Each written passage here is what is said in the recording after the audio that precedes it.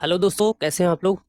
आज की इस वीडियो में हम बात करने वाले हैं कंट्रा वाउचर के बारे में। कंट्रा वाउचर क्या होता है। टैली में बेसिकली हम जितने भी बैंक में पैसे जमा करते हैं या बैंक से निकासी करते हैं या पैसे निकालते हैं, नया बैंक अकाउंट ओपन करते हैं, इसके लिए कंट्रा वाउचर का प्रयोग किया जाता है। इसमें बहुत ज़्यादा अधिक ट्रांजेक्शन्स नहीं किए जाते हैं, जो भी केवल बैंक से संबंधित ट्रांजेक्शन्स हैं वही रिकॉर्ड किए जाते हैं। तो चलिए हम अकाउंटिंग वाउचर में चलते हैं। डायरेक्ट गेटवे ऑफ टैली पर है हम। यहाँ पे कंट्रा वाउचर ओपन करने के लिए F4 बटन दबाएंगे या माउस से डायरेक्टली यहाँ क्लिक कर देंगे, कंट्रा वाउचर ओपन हो जाएगा।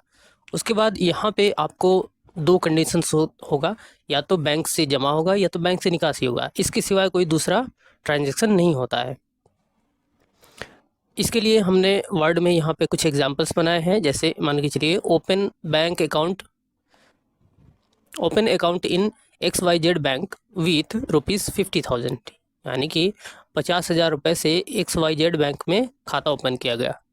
दूसरा क्या है, डिपॉजिट कैश इन बैंक 12,000, 12,000 रुपये आपके बैंक खाते में जमा हुए हैं। और यहाँ पे विड्रॉ कैश फ्रॉम बैंक, यहाँ पे जो पैसे हैं वो विड्रॉ किए गए हैं बैंक से, कितने, 60,000 रुपये। तो इस तरह से हम अगर एंट्री करना होगा तो इसमें यहाँ से कर सकते हैं। हम शुरू करते हैं पहले एंट्री से। Open bank account in XYZ bank, इस बैंक का नाम रहेगा ये। उसके बाद यहाँ पे इसको लेज़र हमको बनाना पड़ेगा। ये लेज़र ये बैंक अकाउंट के अंदर बनेगा। कैश का जो लेज़र होता है ऑलरेडी बना होता है, बनाना नहीं पड़ता है। तो इसको चलिए बना लेते हैं टैली पर। यहाँ बैंक अकाउंट ओपन हो रहा है तो इसमें बैंक में पैसे जा रहे हैं। बैंक जिसका खाता बढ़ता है उसको डेबिट करते हैं, इसलिए बैंक अकाउंट को डेबिट कर देंगे। और कैश क्रेडिट होगा क्योंकि कैश कम हो रहा है, हमारे यहाँ से कैश जा रहा है तो ये क्रेडिट हो जाएगा।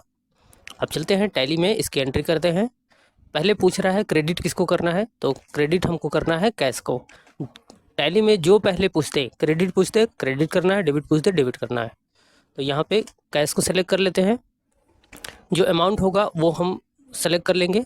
यहाँ पहले से पैसा इसलिए दिखा रहा है कि पहले जो आपका पहले से ये कंपनी बनी हुई है, इसमें पहले से ट्रांजैक्शन हुए हैं।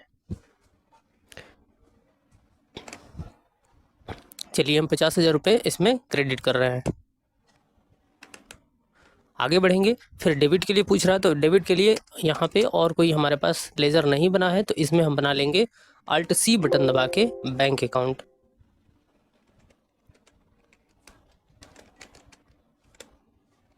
XYZ bank account. यदि आपका कोई बैंक होगा तो उस बैंक का नाम लिख देंगे, जैसे ABCD बैंक, जो भी बैंक होगा वो बैंक अकाउंट नाम रख देंगे। उसके बाद इसको अंडर रखा जाता है बैंक अकाउंट के ही। यहाँ से बैंक अकाउंट सेलेक्ट करेंगे। जैसे ही बैंक अकाउंट सेलेक्ट कर लेंगे तो बैंक डिटेल फिल करने के लिए यहाँ पे ऑप्शन आएगा। यहाँ पे अकाउंट नंबर जो भी होगा वो आप डाल देंगे। बैंक कोड आपका जो भी होगा बैंक कोड आप डाल दीजिए। उसके बाद ब्रांच नेम आपको जो भी होगा वो सब डाल के डिटेल जो फिल करना है फिल कर देंगे। यदि आपको चेकबुक चाहिए, चेकबुक इशू करना है, तो इसको भी इनेबल कर लेंगे। तो इसके लिए हम एक नया वीडियो बना देंगे कि चेकबुक कैसे बनाया जाता है बैंक अकाउंट के साथ। तो वो सारी चीज़ें हम बाद में बता देंगे क्योंकि वीडियो लंबी हो जाएगी। उसके बाद जो भी मेलिंग्स एड्रेस है जिस अकाउंट होल्डर का, तो वो सब आप डाल देंगे। यहाँ पे अकाउंट होल्डर का नाम रहेगा, जैसे मान के चलिए अमन नाम के किसी व्यक्ति का ये बैंक खाता है तो इसका नाम हो जाएगा, ठीक है। या कंपनी का नाम भी हो सकता है, कंपनी के नाम से भी बैंक खाते खुलते हैं। जो इसकी कंट्री रहेगी वो आप सेलेक्ट कर लेंगे यहाँ से। उसके बाद स्टेट वगैरह जो भी होगा सेलेक्ट करके इसको एक्सेप्ट कर देते हैं। तो ये हमारा बन गया बैंक अकाउंट और इसमें हमारा 50,000 रुपये अभी जमा हो गया। यहाँ चेक का डिटेल है और यहाँ पे नरेशन लिख देंगे, बीइंग बैंक अकाउंट ओपनड इन XYZ बैंक। ये आपका नरेशन हो जाएगा। इस तरह से हमने एक्सेप्ट कर लिया। तो पहले से हमारा बैंक नहीं बना था। अब पीछे चलेंगे, यहाँ पे बैलेंस शीट में चल के देखेंगे तो आपको दिखेगा, यहाँ Alt+F1 दबाएंगे तो आपको प्रॉफिट एंड लॉस वगैरह सारा चीज़ दिख जाएगा। इसमें आपको एक बैंक अकाउंट का एक सेक्शन दिखेगा जिसमें आपको 50,000 रुपये आपको दिखेगा कि 50,000 रुपया बैंक में है।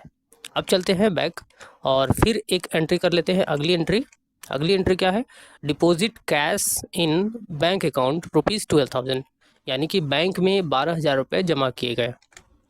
इसकी एंट्री करने के लिए अकाउंटिंग वाउचर पे चलते हैं, कंट्रा वाउचर ओपन कर लेंगे F4 बटन से, और यहाँ पे इस स्थिति में यहाँ पे क्रेडिट कर लेंगे फिर कैश को, क्योंकि यहाँ से हमारे पास कैश जा रहा है और बैंक में जाकर डिपॉजिट हो रहा है, तो बैंक डेबिट हो जाएगा। तो इसमें सेलेक्ट कर लेंगे, क्रेडिट में CR पहले पूछ रहा है तो कैश को सिलेक्ट कर लेंगे और जो भी अमाउंट रहेगा वो डाल देंगे। हमारा 12,000 रुपये अमाउंट क्रेडिट हो रहा था तो कैश को क्रेडिट कर दिए। यहाँ सेलेक्ट कर लेंगे बैंक अकाउंट, जो भी आपका बैंक रहेगा। उसके बाद इसमें जो भी डिटेल फिल करना है फिल करके नरेशन लिख देंगे, बीइंग कैश डिपॉजिटेड। इस तरह से इसकी एक्सेप्ट कर लेंगे एंट्री। अब बाहर चलते हैं। अब देखिए आपका जो भी बैलेंस शीट है इसमें आपको दिखेगा बैंक अकाउंट। Alt F1 दबाएंगे तो डिटेल में दिखेगा, या माउस से यहाँ पे क्लिक भी कर सकते हैं यहाँ। तो बैंक अकाउंट में अब देखिए 62,000 रुपये हो गए। पहले हमने 50,000 से खाता खोला था, अब 12,000 रुपये जमा कर दिए, तो ये दोनों जुड़ के एक साथ दिख रहा है।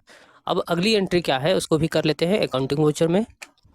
अगली एंट्री है विड्रॉ कैश फ्रॉम बैंक ₹60,000, यानी कि 60,000 रुपये बैंक से निकाल लिए गए हैं। तो इसमें क्या किया गया है, अब जब पैसे निकलेगा तो कैश हमारे पास आएगा, तो कैश का खाता बढ़ जाएगा और बैंक का खाता कम होगा। तो बैंक का खाता कम हो रहा है तो उसको क्रेडिट कर देंगे, और कैश हमारा बढ़ रहा है तो उसको डेबिट कर देंगे। तो इस तरह से इसकी भी एंट्री हम कर लेते हैं। इस बार क्रेडिट करेंगे बैंक अकाउंट को और 60,000 रुपये से, और डेबिट कर देंगे कैश अकाउंट को। यहाँ कैश अकाउंट सेलेक्ट कर लेंगे और जो भी अमाउंट रहेगा ऑटोमेटिक यहाँ आ जाएगा, और ये हमारा ट्रांजैक्शन भी हो गया। इसमें लिख देंगे being cash withdraw from bank. इस तरह से नरेशन लिख के इसको एक्सेप्ट कर लेंगे। अब फिर चल के बैलेंस चेक करते हैं अपना बैलेंस शीट में, और यहाँ पे आप देखेंगे Alt F1 दबाएंगे तो यहाँ आपके बैंक में केवल 2,000 रुपये बच गए हैं। तो आज की वीडियो में बस इतना ही दोस्तों, फिर मिलते हैं अगली वीडियो में इसी तरह की नई जानकारी के साथ। तब तक के लिए जय हिंद।